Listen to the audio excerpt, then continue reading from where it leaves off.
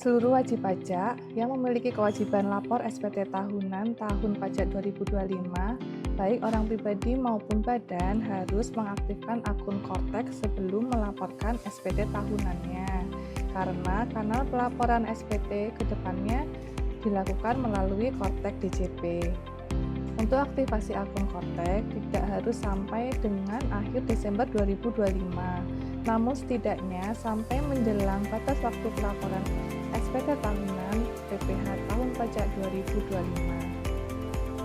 Namun demikian, bagi ASN, kewajiban mengaktifkan akun Kortex diatur di dalam Surat Edaran Menteri Pendayagunaan Aparatur Negara dan Reformasi Birokrasi Nomor 7 Tahun 2025 bahwa seluruh ASN, anggota TNI, dan Polri wajib melakukan pendaftaran sekaligus mengaktifasi akun Kortex paling lambat tanggal 31 Desember 2025. Tidak, kode otorisasi melekat pada orang pribadi, termasuk orang pribadi yang bertindak selaku wakil pajak badannya.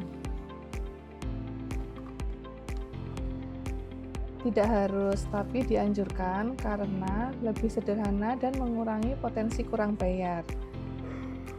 Bisa juga nanti terjadi kurang bayar atau lebih bayar kalau istri punya usaha atau pekerja bebas, istri lebih dari satu pemberi kerja, atau istri punya penghasilan lain, mungkin seperti honor, sewa, dan lain sebagainya. Yang perlu kawan pajak ingat, penggabungan NPWP bukan berarti NPWP istri hilang. Nanti NIK tetap ada dan dapat digunakan untuk pembuatan bukti potong. Namun pelaporan SPT tahunan cukup lewat akun Kortex suami. Bukti potong, harta, utang, dan lain-lainnya itu atas nama istri nanti dilaporkan di SPT suami. Pertama, masuk data istri pada data unit keluarga di Kortex suami.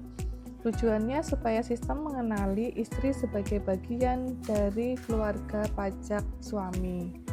Untuk langkahnya di akun Kortex suami, login dulu Korteksnya suami, kemudian membuka profil saya, lalu pilih informasi umum, kemudian klik edit, kemudian masuk subtab unit pajak keluarga, kemudian tambahkan NIK istri, lalu isi identitas istri, dan pastikan status istri atau tanggungan. Kemudian centang pernyataan dan submit. Jika tahap ini sukses, bukti potong istri otomatis masuk ke SPT tahunannya suami. Nanti ada di lampiran L1 tabel E. Yang kedua, istri mengajukan penetapan status nonaktif yang dilakukan melalui akun Kortex istri. Tujuannya adalah agar kewajiban perpajakan istri resmi digabung ke suami dan istri tidak berkewajiban lapor SPT tahunan sendiri.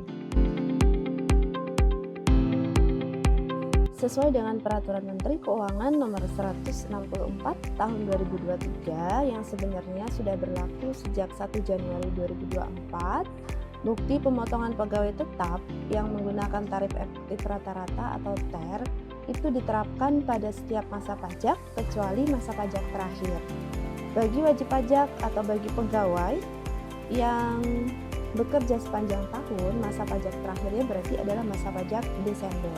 Tapi bagi pegawai yang tidak sampai Desember, berarti masa pajak terakhir adalah bulan terakhir dia bekerja.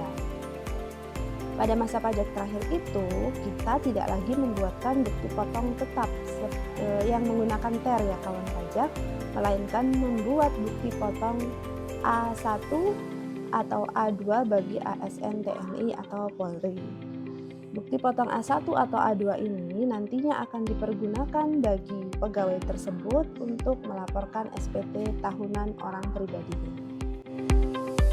Seluruh bukti potong yang diterbitkan atas nama kita, baik itu menggunakan NIK atau NPWP 16 digit bagi badan, itu akan terpopulasi di Kortex. Namun jangan khawatir kawan pajak, Meskipun misalnya ada kendala server atau kendala jaringan, meskipun bukti potong tidak terpotong, nanti di SPT tahunan kawan pajak tetap dapat menginput secara manual bukti potong tersebut. Sepanjang bukti potong memang merupakan produk dari Cortex, maka bukti potong tersebut dapat diinput pada SPT kita. Kawan pajak belum dapat mencoba membuat konsep SPT tahunan tahun pajak 2025 sebelum tahun 2025 berakhir. Jadi nanti silahkan mencoba untuk membuat konsepnya pada 1 Januari 2026 pada tahun baru ya kawan pajak, karena menu untuk pembuatan masa atau tahun pajak 2025 baru akan muncul setelah pergantian tahun.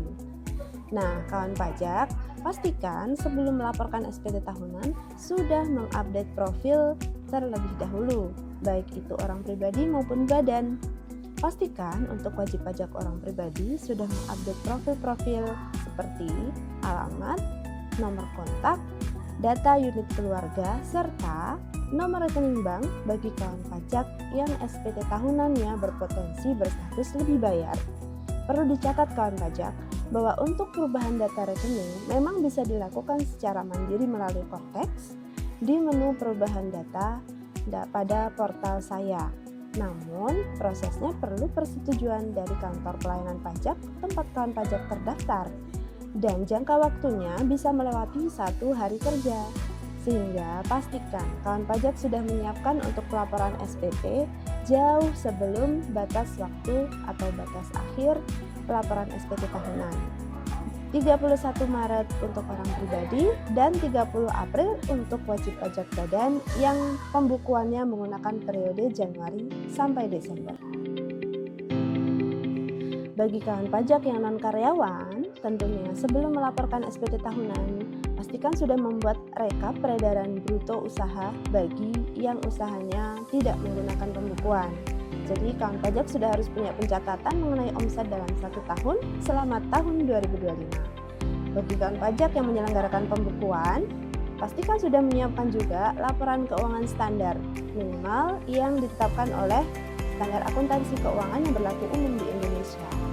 Minimal kalau di Indonesia itu kita menyiapkan laporan laba rugi dan neraca. Tidak bosan-bosan, selalu kami ingatkan untuk lapor lebih awal, lebih nyaman. Bagi kawan pajak yang sudah melakukan aktivasi akun Cortex jauh-jauh hari, tinggal melaporkan SPT tahunannya mulai 1 Januari 2025 sepanjang data yang kawan pajak mau input sudah lengkap.